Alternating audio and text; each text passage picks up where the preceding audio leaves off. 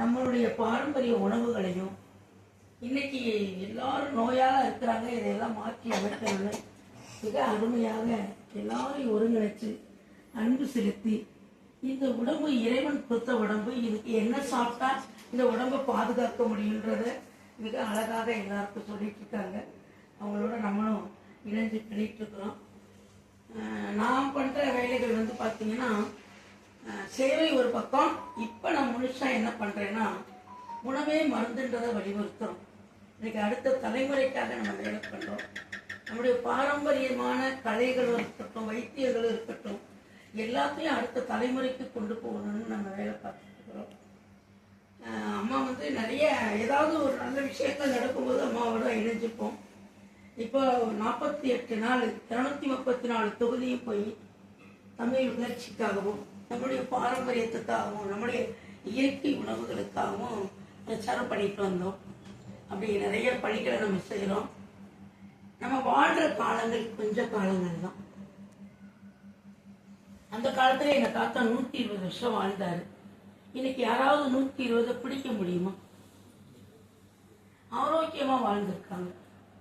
இன்னைக்கு எல்லா நிலைகளுமே மாறிடுச்சு. ஆனால் விஞ்ஞான வளர்ச்சின்றாங்க, ஆனால் யாருக்கிட்டையுமே மகிழ்ச்சி இல்லை. அன்னைக்கு விஞ்ஞான வளர்ச்சி இல்லாத காலங்களில் மகிழ்ச்சியாக இருந்தாங்க. இன்னைக்கு அம்மா ஒரு பெரிய ஒரு தகவலை சொன்னாங்க. அன்னைக்கு 10 பிள்ளை 8 பிள்ளை, எனக்கு கூட பிறந்தவங்க 12 பேர், 10 பிள்ளை 8 பிள்ளை 16 பிள்ளை அப்படிலாம் பெற்றாங்க. இன்னைக்கு ஒத்த பிள்ளை பெற்றுக்க முடியல. எல்லா இடங்களையும் கருத்தறுப்பு மையங்கள் நடக்குது. இன்னைக்கு எப்படி நம்மளுடைய நாட்டு மாடை விட்டுட்டு ஊசிகளை போட்டு வேற வேற மாதிரி கொண்டு வந்தாங்களோ, அது போல மனிதர்களையும் கொண்டு வராங்கன்ற போது மனசு ரொம்ப வலிக்குது. எவ்வளவு பெரிய வேதனையா இருக்கு பாருங்க. அதனால நம்ம நம்மாழ்வார் ஐயா சொன்னார், ஒரு 20 வருஷத்துக்கு முன்னாடியே மாட்டுக்கு மாதிரி மனுஷனுக்கு சென ஊசி போட்டு குழந்தை பிறக்கக்கூடிய அபாயம் வரும் அப்படிங்கறத அவர் சொன்னார். மண்ணு மலடாயிட்டு இருக்குது, மனிதர்களுக்கு சென ஊசி போடுற அபாயம் வரும்னு சொல்லி சொன்னார். ஆனா கட்டாயம் வந்துருச்சு. இப்போ இது இனியும் மாத்தல அப்படின்னா மனித இனம் தமிழினா அழிஞ்சிடும். இப்ப நீங்க வந்தீங்க, நிறைய தகவல்களை வாங்கினீங்க. இந்த தகவல்களை அடுத்த தலைமுறைக்கு பதிவா கொடுக்கணுன்றதா என்னுடைய. இன்னைக்கு அடுத்த தலைமுறைக்கு தண்ணி இருக்குமா, நம்முடைய கலாச்சாரம் தெரியுமா, நம்முடைய வைத்தியங்கள் தெரியுமா, எல்லாமே மறைஞ்சிட்டு இருக்கு. இதெல்லாம் பதிவு கொடுக்கறதுக்காக தான் நாங்கெல்லாம் இந்த சமூகத்துல ஒரு சமூக பணியாளராக வேலை பார்த்துட்டு இருக்கிறோம். இன்னும் நிறைய பண்ணுவதற்காக தான் இன்னைக்கு நான் அம்மா பார்க்க வந்திருக்கேன். இதுல ஒரு அந்த தகவலை மட்டும் சொல்லட்டுமா? இதுல வந்து பாத்தீங்கன்னா, நீங்க யாருமே எந்த சித்தரையும் பார்த்துருக்க மாட்டீங்க. இப்ப வாழும் சித்தர் சதுரகிரி அடிவாரத்தில் இருக்கார். என்னைக்கு நான் அவரை பார்த்தனோ அன்னையிலிருந்து நான் எல்லாரையும் சந்திக்கணும், நிறைய விஷயங்கள் கொடுக்கணும் அப்படின்னு வேலை பார்த்துட்டு இருக்கிறேன். 1800 மூலிகைகளை கண்டுபிடிச்சதும் இல்லாம இது இறைவன் இப்ப இருக்கிற சூழ்நிலைக்கு அவர் அனுப்பியிருக்காருன்னா உண்மை. 1800 மூலிகைகளை கண்டுபிடிச்சு சென்ட்ரல் கவர்மெண்ட், ஸ்டேட் கவர்மெண்ட் அங்கீகாரம் வாங்கியிருக்காரு. 1 பைசா கொடுத்தாங்க. மிக அற்புதமான ஒரு ஆலயம் கட்டியிருக்கு விருதுநகர். அந்த ஆலயம் அவர் சித்தர் தான் நான் சொல்றேன். அங்க அந்த ஆலயத்திலே எழுதி போட்டிருக்கிறாரு, இங்கு காணிக்கை செலுத்தக்கூடாது அப்படின்னு. ஒருத்தர்கிட்ட 1 ரூபாய் வாங்கினா கூட அது கர்மான்னு சொல்றாரு. இந்த வைத்தியத்தை எல்லாருக்கும் நான் கற்றுக் கொடுக்கணும். 3 வருஷம் நான் இருப்பேன். 3 வருஷத்துக்கு பிறகு சதுரகிரிட்ட குகைக்கு போய் உட்கார போறேன் அப்படின்னு சொன்னதுல இருந்து யாரெல்லாம் அந்த சமூகத்துக்கு இது மாதிரி சொல்றாங்களோ அவங்களெல்லாம் கூப்பிட்டு அவர்கிட்ட இருக்கிற விஷயங்கள் எல்லாம் வாங்கிக்கணும் அப்படின்னு நான் நினைக்கிறேன். 18 வருஷத்துக்கு முன்னாடி திருநெல்வேலியில் ஒரு அம்மா, அவங்களுக்கு வந்து என்ன மாதிரி பாம்பு கடிக்கும் மருந்து கொடுப்பாங்க. எப்படியாப்பட்ட பாம்பு கடிச்சாலும் காப்பாற்றிடுவாங்க. அவ்வளோ அற்புதமான வைத்தியர் அவங்க. ஒரு நாள் அந்த அம்மாவையே பாம்பு கடிச்சிருச்சு. வாயெல்லாம் நோய் தள்ளிட்டு வருது. என்னம்மா மருந்து கொடுக்கணும், என்ன செய்யணுமா பதறிக்கிட்டு கேட்குறோம். சொல்லவே இல்லை. ரொம்ப நாளா வாயில தள்ளிட்டே இருக்கு இப்படின்னு போட்டுச்சு. ஏதோ மருந்துதான் சொல்ல போகுதுன்னு வேகமா பக்கத்துல போறோம். ரகசியம் சொல்லிட்டு போயிடுச்சு. இன்னைக்கு கலைகளும் வைத்தியங்களும் எல்லாமே மறைக்கப்பட்டுருச்சு. இன்னைக்கு நாங்கெல்லாம் என்ன குரூப்ல போடுறேன், தினம் ஒரு ரசம் பண்ணுங்க, தினம் ஒரு விஷயத்த பதிவு கொடுக்குறேன்னு இன்னைக்கு பகிர்ந்துக்கிறோம். நம்ம எல்லாம் நிறைய பேரு நாங்க தேடி தேடி அலைஞ்சோம். நாகர்கோயிலுக்கும் கன்னியாகுமரிக்கும் கேரளாவுக்கும் எங்கெல்லாம் அப்பனையா வகுப்பு போடுவாரு, எங்கெல்லாம் கீழ பாஸ்கரன் போடுவாரு, மாரணையா போடுவாரு, இப்படி எல்லாம் தேடி தேடி அலைஞ்சு கத்துக்கிட்டோம். இந்த கஷ்டத்தை குழந்தைங்க அனுபவிச்சதுன்னா அதுங்க அடுத்து கத்துக்காது. எளிமையா கொடுத்தாவே நீங்க சாப்பிட மாட்டேங்கிறாங்க. இதுல தேடி தொலைவி ஆக்கிலாம் சாப்பிட மாட்டாங்க. ஆக எளிமையா கிடைக்கணும் அப்படிங்கறதுக்காக தான் நம்ம எளிமையா கொண்டு சேர்த்துட்டு இருக்கோம், முயற்சி பண்ணிட்டு இருக்கோம்.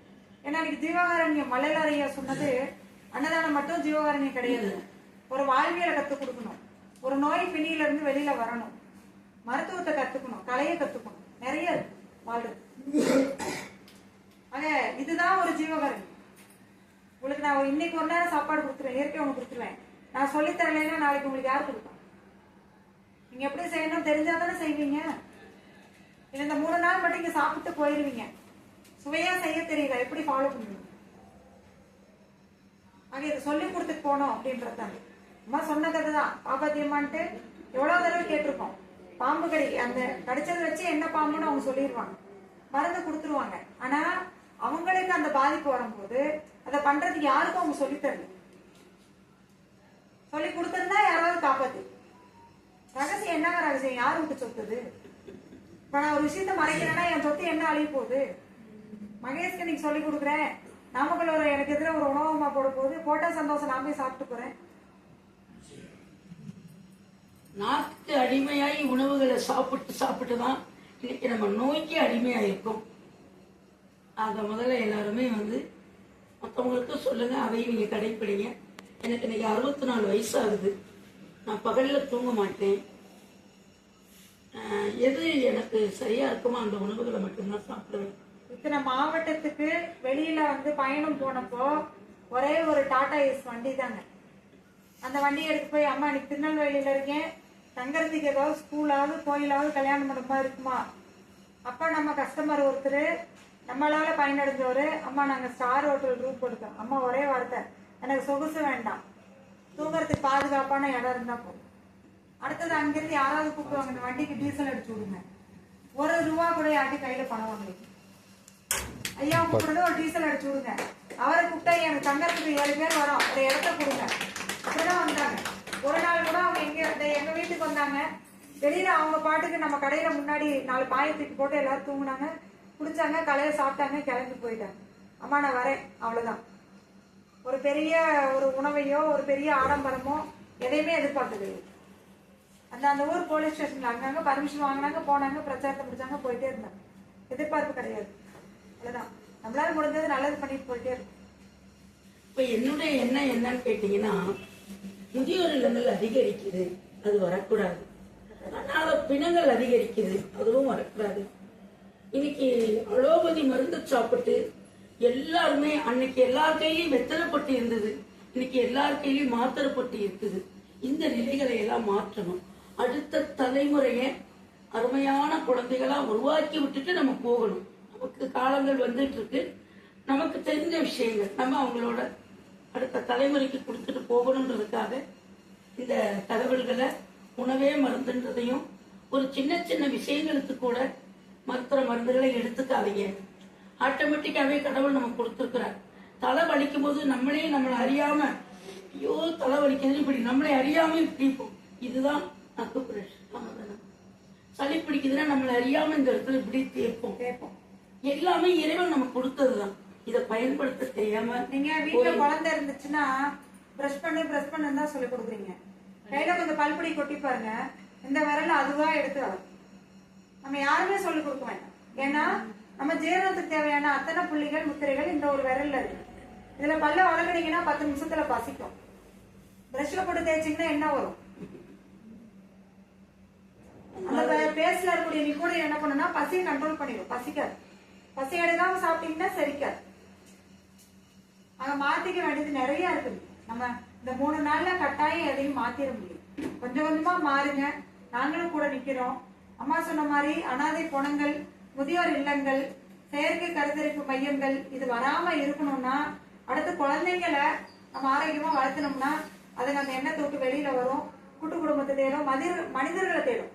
இந்த செல்போனை தேடாம, போதைப் பொருளை தேடாம மனிதர்களை தேடும். அப்ப அந்த குழந்தைங்களை நம்ம உருவாக்கும். அதுக்கு எல்லாரும் சேர்ந்தோம்னா மட்டும்தான் இது சாத்தியம். ஏப்பங்குச்சியில பல்லு விளக்குற வரைக்கும் நல்லா இருந்தது. ஃப்ரெஷ்ஷா என்னைக்கு கொண்டு வந்தானோ அன்னைக்கே இப்படி எல்லா உணவு முறைகள், எல்லா பழக்கங்களையும் விஞ்ஞான வளர்ச்சின்ற பேர்ல இன்னைக்கு நம்ம எல்லாம் மகிழ்ச்சி இல்லாம இருக்கிறோம். அந்த மகிழ்ச்சியை கொண்டு வரணும், அடுத்த தலைமுறைக்கு நல்ல பதிவுகளை கொடுக்கணும் அப்படின்ற நோக்கத்தோட இன்னைக்கு தமிழ்நாடு முழுவதும் பயணம் பண்ணிட்டு இருக்கேன். அதே மாதிரி மதுவில்லாத தமிழகத்தை பார்க்கணும்னு 3000